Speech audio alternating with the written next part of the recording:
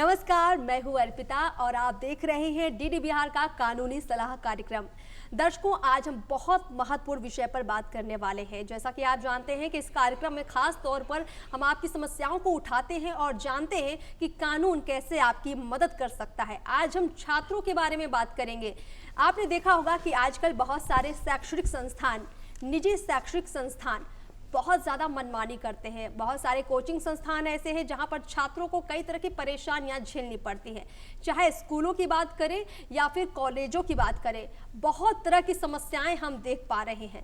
तो उनका समाधान क्या हो सकता है? अगर कोई शिक्षण संस्थान, कोई निजी शिक्षण संस्थान आपके साथ दुर्व्यवहार कर रहा है, आपको परेशान कर रहा है, आपकी फीस को लेकर आपको समस्याएं पैदा कर रहा है, इस तरह की कई समस्याएं आपके सामने हैं, तो उनका समाधान क्या हो सकता है और आप कानून की मदद कैसे ले सकते हैं, आज हम चर्चा करेंगे। और स्टूडियो में हमारे साथ दो खास मेहमान मौजूद हैं, आपका उनसे परिचय करवाते हैं। हमारे साथ पटना उच्च न्यायालय के अधिवक्ता अरुण कुमार तिवारी जी मौजूद है। अरुण जी, बहुत बहुत स्वागत है आपका हमारे कार्यक्रम में। हमारे साथ जो दूसरे मेहमान है मनीष अरुणाचलम है और मीडिया कर्मी है, आपका भी हमारे कार्यक्रम में बहुत बहुत धन्यवाद अर्पिता जी।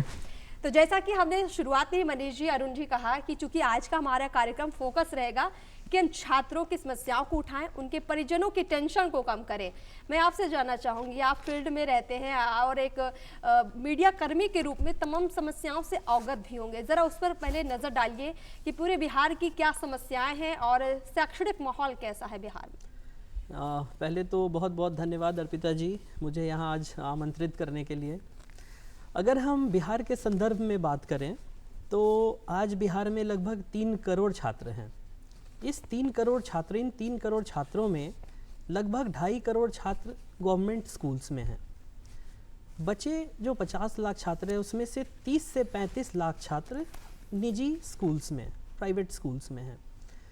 अगर हम प्राइवेट स्कूल्स की बातचीत करें शुरू में, तो हम देखेंगे कि एज अ पेरेंट, अभिभावक के तौर पर हमें कौन कौन सी सबसे बड़ी समस्या आती है। सबसे बड़ी समस्या हमारे साथ आती है स्कूल में फ़ीस की। और हम बार बार इस बात को रखते हैं, कई बार अभिभावक रखते हैं आगे आकर, कि स्कूल में जो फ़ीस बढ़ोतरी हुई है वो इन्फ्लेशन से भी ज़्यादा है। पता चला कि इन्फ्लेशन 8% बढ़ रहा है बट स्कूल फ़ी 10%, 12% बढ़ रही है। और वही नहीं, स्कूल फ़ी का जो स्ट्रक्चर होता है, जिस तरह से स्कूल फ़ी बनाया गया है, स्कूल फ़ी में ट्यूशन फ़ी होता है, करिकुलर फ़ी होता है, बस फ़ी होता है, इंफ्रास्ट्रक्चर फ़ी होता है, कई तरह के। अगर आप देखेंगे अमूमन एक स्कूल में 10 से 12 पॉइंट्स होते हैं। इसको लेके एज अ पेरेंट बहुत क्वेश्चन रेज़ किया जाता है कि ये किस बेसिस पे बढ़ाया जा रहा है। अब अगर हम स्कूल को देखें तो स्कूल्स को कहा जाता है नॉन प्रॉफिट ऑर्गेनाइजेशन। स्कूल जो भी पेरेंट्स से पैसे लेता है वो स्कूल के ही बढ़ोतरी में लगाया जाता है। जो हम पैसे देते हैं या तो वो टीचर्स के फ़ी में जाएगा, स्टाफ के फ़ी में जाएगा, इंफ्रास्ट्रक्चर को बढ़ाने में जाएगा। तो इस बाबत एक बड़ा सवाल आता है कि क्या हमें गवर्नमेंट प्रोटेक्ट करती है कि भाई स्कूल इससे ज़्यादा फ़ीस नहीं बढ़ा सकते। बिल्कुल ठीक आपने कहा मनीष जी कि ये एक बहुत बड़ी समस्या हम भी देखते हैं कि बहुत सारे अभिभावक इसलिए परेशान रहते हैं कि प्राइवेट स्कूलों में बच्चों को पढ़ा तो रहे हैं लेकिन फीस किस तरह से बढ़ जाती है अचानक पता ही नहीं चलता है। पता लगा आज फीस 1000 भर रहे हैं तो अगले 6 महीने बाद फीस 2000 हो जाएगी। किस तरह से होगी कोई उसका नियम नहीं मालूम पड़ता है। इस बारे में हम आपसे जानना चाहेंगे अरुण जी, चूँकि ये एक बहुत गंभीर मुद्दा है। कोई भी जो प्राइवेट शिक्षण संस्थान है, फीस का जो स्ट्रक्चर है, क्या नियम कहता है? मनमानी फीस वसूलना क्या गैर कानूनी है? और जो स्कूल ऐसा करते हैं, जो मनमानी फीस वसूलते हैं, अभिभावकों पे प्रेशर डालते हैं, उन पर क्या कानूनी कार्रवाई हो सकती है? सेंट्रल गवर्नमेंट की आज तक की जो गाइडलाइंस हैं वो तो ये हैं कि जो भी प्राइवेट स्कूल्स हैं वो अगर गवर्नमेंट की तरह से फीस वसूलें तो वो चल नहीं पाएंगे। जैसा कि पाई फाउंडेशन के ही केस में काफ़ी पहले 99 से पहले ही कहा गया था, तो 99-2000 में ये बात कही गई थी। तो उनका ये है कि अगर फ़ीस वसूलनी है तो उन अलग अलग इंफ्रास्ट्रक्चर के लिए अलग अलग फ़ीस वो वसूल सकते हैं, लेकिन कुल मिलाकर के उसका यही उद्देश्य होता है कि जो व्यक्तिगत संस्थान है वो ठीक से चल सकें, विद्यार्थियों को एक स्तर की शिक्षा दी जा सके और वहाँ जो अध्यापक पढ़ा रहे हैं उनको भी अपनी रोजी रोज़गार के लिए अपने अपने खान पान के लिए सैलरी के रूप में जो रिम्यूनरेशन काफ़ी हो सकता है वो दिया जा सके। क्योंकि सरकार में जो सरकार के पास जो फंड है वो तो पब्लिक फंड है, और अध्यापकों को जो पैसे मिलते हैं वो यूनिवर्सिटीज़ या स्कूल्स या एलिमेंट्री स्कूल से जो फीस वसूली जाती है उस फीस से अध्यापकों को सैलरी नहीं दी जा सकती है। इसलिए गवर्नमेंट अलग से उनको सैलरी देती है और वो विद्यालय नो प्रॉफिट में चलते हैं। अरुण जी, यहाँ पे चूंकि हम चर्चा प्राइवेट स्कूलों की कर रहे हैं, क्योंकि यहाँ का सरकारी रोल तो सिर्फ इतना है कि आप भाई उसको सर्टिफिकेट दीजिए कि भाई स्कूल सारे नियम कानून पालन कर रहा है, इसलिए वो रन कर सकते हैं। हम सरकारी स्कूलों की जगह हम प्राइवेट स्कूलों पर फोकस करना चाह रहे हैं, क्योंकि बहुत सारे प्राइवेट स्कूलों में हम देखते हैं कि फीस का जो स्ट्रक्चर है बहुत हैवी होता है, भारी भरकम होता है। इसके साथ ही साथ आप देखिए ट्यूशन फीस के साथ जब एग्जामिनेशन फीस देख लीजिए आप, या फिर आप देखिए कि एक्स्ट्रा एक्टिविटीज़ के नाम पर बहुत सारी फीस वसूली जाती है। उसमें क्या कोई कानूनी नियम है जो ये बताता हो? अभी तक ऐसा कोई नियम नहीं बन पाया है जिसमें कि यह निश्चित किया जा सके कि कौन विद्यालय कितनी फीस वसूल सकता है। विद्यालयों के इंफ्रास्ट्रक्चर के बारे में यह बात जरूर कही गई है कि आप अधिक फीस नहीं वसूल सकते, ऐसी फीस नहीं वसूल सकते हैं जो कि विद्यार्थियों या उनके पेरेंट्स पे बहुत दबाव डाल सके। ऐसी फीस आपको नहीं वसूलना है, लेकिन इसके लिए निश्चित रूप से कहीं कोई ऐसा कानून नहीं है कि किस विद्यालय को कितनी फीस लेनी है। हाँ, अब विद्यालय छोटे हैं, प्राइवेट संस्थान छोटे भी हैं बड़े भी हैं, यहाँ से बच्चे कोटा पढ़ने के लिए जाते हैं, तो जाहिर है कि उन्हें ऐसा अनुभव होता होगा कि वहाँ के संस्थान यहाँ के संस्थानों से कुछ उन्नत होंगे, तो वहाँ की फीस भी जाहिर है कि उससे कुछ ज़्यादा वसूल ली जानी चाहिए। ठीक है, तो इस ढंग से फीस का स्ट्रक्चर और फीस अधिक हो सकती है, पर यह निश्चित करना कि किसी भी राज्य में या केंद्र में भी कि यह विद्यालय कोई निश्चित विद्यालय इतनी ही फीस ले, ऐसा इसका कोई भी पैमाना अभी तक निश्चित नहीं हुआ है। लेकिन मनमानी फीस वसूलना कहीं ना कहीं इसमें मना गैरकानूनी है। सरकार ने कह दिया है कि आप मनमानी फीस नहीं वसूल सकते हैं, कोई मिसलीडिंग एडवर्टीजमेंट नहीं दे सकते हैं, किसी ऐसी तरह का इस तरह का परसुएशन नहीं कर सकते हैं कि हम आपके बच्चे को पास करा देंगे, टॉप करा देंगे या हम इतने नंबर दिलवा देंगे। उसके लिए एक पैमाना बना हुआ है। चलिए मनीष जी, आपसे मैं अगला सवाल लेना चाहूंगी कि ये तो बात रही फीस की, जो समस्या मुझे लगता है कि बहुत गंभीर समस्या भी है, लेकिन इसके अलावा भी स्कूलों में एक और बड़ी समस्या हम देखते हैं, सिक्योरिटी की इश्यूज बहुत सारे हैं। आपने देखा होगा कि प्राइवेट स्कूलों में छोटे छोटे बच्चों को लेकर अक्सर हमारे मन में चिंताएं रहती है कि वो घर कैसे पहुंचेंगे, सेफ पहुंचेंगे कि नहीं पहुंचेंगे। तो आपने भी ग्राउंड पर ऐसी कई समस्याएं देखी होंगी, क्या क्या और समस्याएं आप देखते हैं स्कूल लेवल पर? अर्पिता जी, आज अगर हम स्कूल को देखें तो अपार्ट फ्रॉम फ़ी के अलावा अगर हम देखें तो सिक्योरिटी एक कंसर्न है, क्वालिटी ऑफ टीचिंग एक कंसर्न है। आप क्वालिटी ऑफ टीचिंग की बात करें तो आप रिसर्च पे कितना ध्यान देते हैं, टीचर्स क्वालिटी कितना लाते हैं। टेक्नोलॉजी एडॉप्शन एक प्रॉब्लम है कि आप टेक्नोलॉजी को स्कूल में कितना एंटर करा रहे हैं। एक्स्ट्रा करिकुलर एक्टिविटी को देख लीजिए। अब मैं एक एग्ज़ाम्पल देता हूँ। पिछले कुछ सालों से CBSE ने एक मैंडेटरी रूल डाला है कि आपके यहाँ जितने बच्चे आते हैं आप पेरेंट्स को मैसेज करें, SMS करें कि हाँ भाई अमूमन एक बच्चा स्कूल आ गया है, उनके पेरेंट को मैसेज जाता है कि आपके बच्चे आज कक्षा में हैं। बट अगर हम इसी बात को देखें कि कितनी जगह फॉलो हो रहा है तो एक कंसर्न निकल के आएगा। तो क्योंकि ये CBSE का गाइडलाइन है, क्या इसी तरह का कोई एक्ट है हमारे पास कि हाँ इस तरह की चीज़ों को सुनिश्चित किया जाए? तो इन चीज़ों को लेकर अगर हम एक जगह देखें तो आप न सिर्फ क्वालिटी को देख रही हैं, आप बच्चों के को विकास करने, बच्चों के जो ग्रोथ होती है उसको भी देखिए कि आप स्कूल कितना उस पर फोकस कर रहे हैं। और इन बारे में मुझे नहीं लगता है कि कोई एक ऐसा प्लेटफॉर्म है या कोई कानूनी प्रारूप है हमारे पास जहाँ पर, या मेरे नॉलेज में नहीं है कि जहाँ पर हम रख सकें इन बातों को कि हाँ ठीक है, अगर स्कूल हमसे X फी ले रहा है तो X - Y फैसिलिटी भी दे।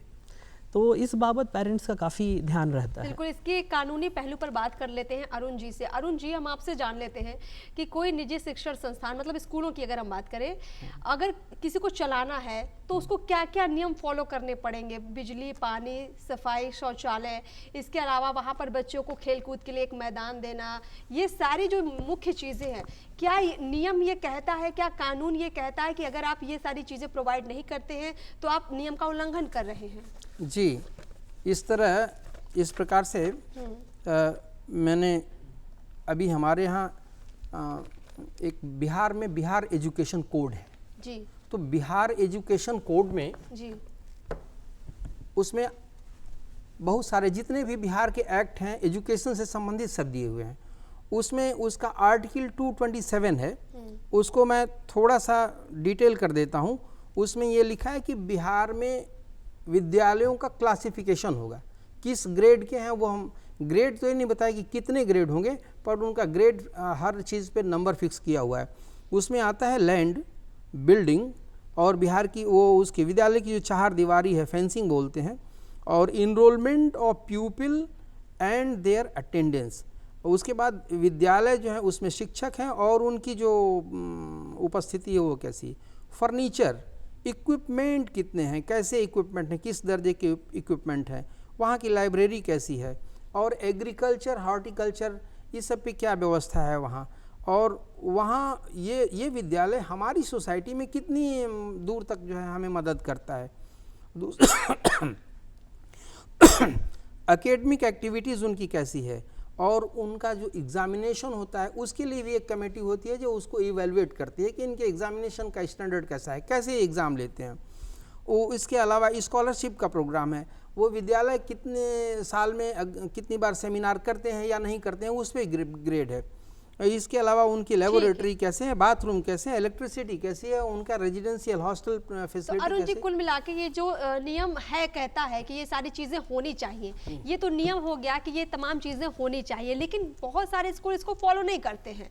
अगर नहीं फॉलो करते हैं और उनके खिलाफ शिकायत कर दी जाती है तो क्या स्कूल की मान्यता रद्द होगी या स्कूल प्रबंधन के खिलाफ कोई कार्रवाई होगी, क्या होगी इसमें कानूनी प्रक्रिया? जो ग्रेड बने हुए हैं ये ग्रेड तो है कि अगर इस ग्रेड तक अगर विद्यालय है, इसके किसी भी ग्रेड में अगर विद्यालय आता है तो वो सरकार चाहे तो उसको अपने ले भी सकती, टेक ओवर कर सकती है। नहीं, अगर ये इसको फॉलो नहीं करते हैं, इसमें ऐसा दिया हुआ नहीं किया जा सकता है, लेकिन पेनाल्टी के तौर पे जो हमारा Bihar elementary schools taking over and control act 1976 जो आया, उसमें पेनाल्टी का प्रावधान है कि अगर इनको जो एफिलिएशन दिया हुआ है उसको कैंसिल कर दिया जाएगा, फिर वो विद्यालय ही बंद हो जाएंगे।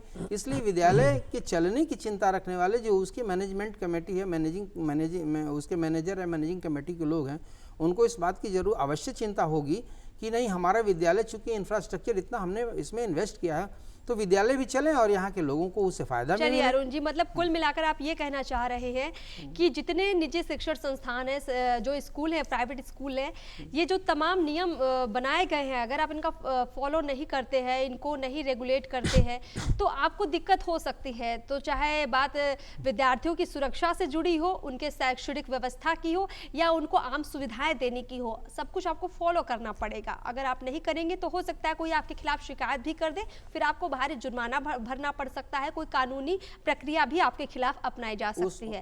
लेकिन इसमें एक और मैं बड़ा सवाल लेना चाहूंगी। ये तो रही बात उन स्कूलों की जो मान्यता प्राप्त है, जो सरकार के नजर में है कि भाई ये स्कूल संचालित हो रहे हैं। कुछ आपने देखा होगा खबरों में कि फर्जी स्कूल संचालित होते हैं, ना तो उनके पास कोई ऐसी मान्यता होती है ना सर्टिफिकेट होता है, लेकिन लोगों को गुमराह करके बड़े बड़े ऐसे स्कूल चुपचाप चलाए जाते हैं। मनीष जी, मैं आपसे भी इस मुद्दे पर ज़रूर जानना चाहूँगी। आपने सुना होगा कि बहुत सारे स्कूल हैं, लेकिन जब बात एग्ज़ाम की आती है, बात आती है कि भाई अब तो एग्ज़ाम हो गया, अब सर्टिफिकेट देना है, तो वहाँ पर सब कुछ फर्जी निकलता है। ऐसे केसेस कितने देखते हैं आप, क्या कहेंगे इस पर? आज के दिन में फर्जी स्कूलों का केस ऐसे जगह पे मिलता है जो या तो बहुत डेवलप ना हो, शहरों से दूर हो, ऐसी जगहों पे जहाँ पे बाकी फैसिलिटी ना हो, जहाँ स्कूल्स ना हो। तो आप देखेंगे कि ऐसे स्कूल 6, 7, 8 तक पढ़ाते हैं और बाकी बच्चों को कहते हैं कि अब आपका एनरोलमेंट या एडमिशन किसी और स्कूल में कराया जा रहा है, आप वहाँ जाएं, आगे की पढ़ाई वहाँ पर होगी। तो कई बार ये बातें सरफेस तक या सतह तक आ नहीं पाती हैं क्योंकि उन एरियाज़ में, उन जगहों पर बहुत फैसिलिटी है नहीं। तो पेरेंट्स जो होते हैं उनको लगता है कि ठीक है 5, 6, 7 क्लास तक पढ़ा दिया, बाकी का 8, 9, 10 या फिर जो बोर्ड की एग्ज़ाम है उसके लिए आप आगे बढ़ें। मुझे लगता है कि पेरेंट्स को, बहुत बार पेरेंट्स आगे आते भी हैं इन तरह के स्कूल्स के बारे में बात करने के लिए। अभी रिसेंटली एक ट्रेंड आया है जो कि बहुत पॉपुलर हो रहा है और शहरी क्षेत्रों में भी बहुत पॉपुलर हो रहा है, जो बहुत डेंजरस है और कई सारे स्कूल्स के बारे में बात भी कर रहे हैं, पेरेंट्स भी बात कर रहे हैं। वो आया है फ्लाइंग स्कूल्स का। ऐसे स्कूल्स जो सामने तो रहते हैं, वो नाम भी होते हैं, अच्छे नाम भी होते हैं, कभी कभी सबलाइम नाम जिनका नाम आप नहीं जानते वैसे भी होते हैं। इन तरह के स्कूलों में क्या देखा गया है कि बच्चे जाते तो हैं, उनकी अटेंडेंस भी बनती हैं, लेकिन वो बच्चे वहाँ पर जाते नहीं हैं, वो अटेंड नहीं करते हैं स्कूल्स को।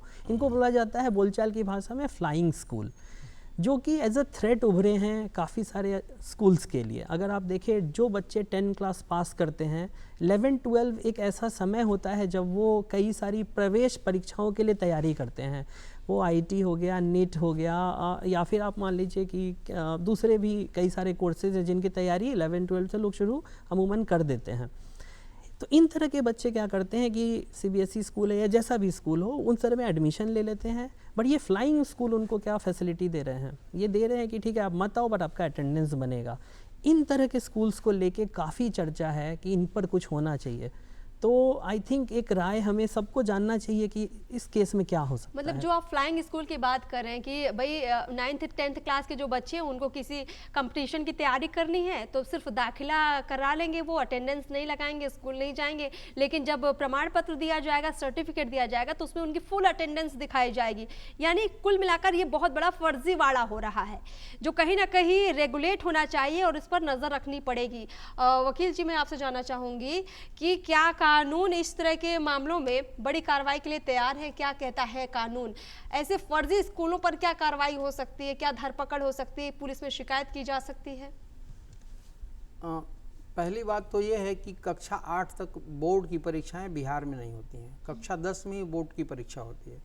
बहुत से ऐसे विद्यालय हैं, अच्छे भी विद्यालय हैं, जो कक्षा 8 तक अपने बच्चों को पढ़ाते हैं और कक्षा 8 के बाद उन्हें 9वीं क्लास में दाखिला कराने के लिए किसी न किसी विद्यालय से संबद्ध होते हैं और वहाँ उनका दाखिला वो मेरिट के बल पे करा देते हैं अपना।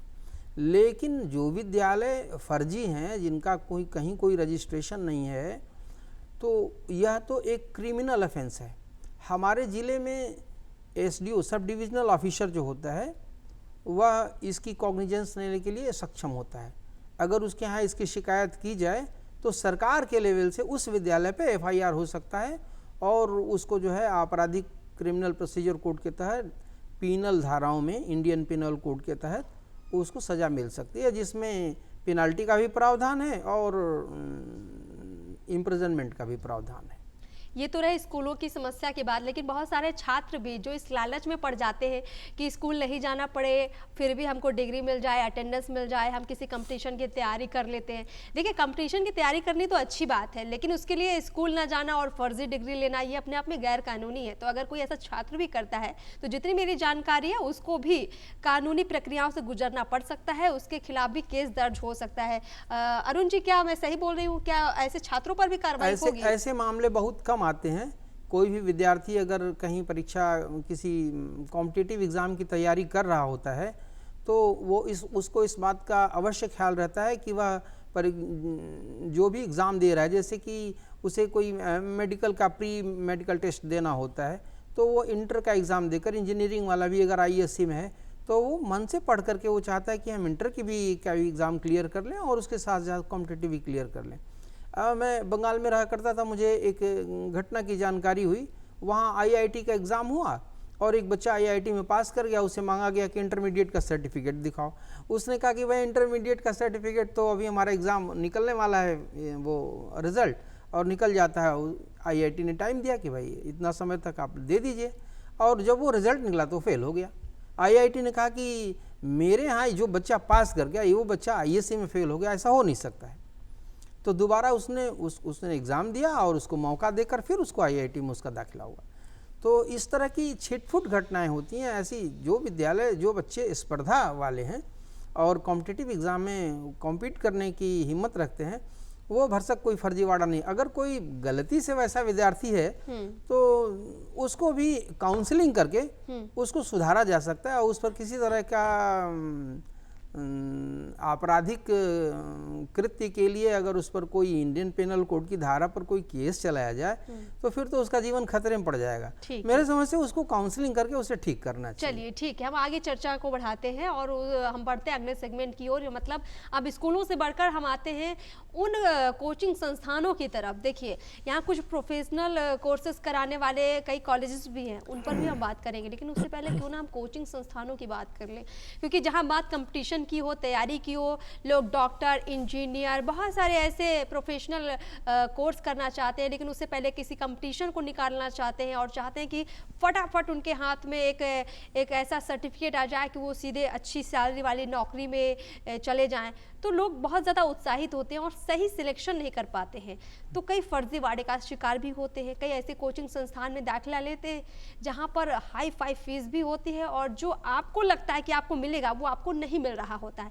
मनीष जी से जानते हैं कोचिंग संस्थानों के बारे में आज क्या हाल है। अगर हम बिहार की बात करें तो बिहार में कैसा माहौल है कोचिंग संस्थानों का, पटना में क्या माहौल है?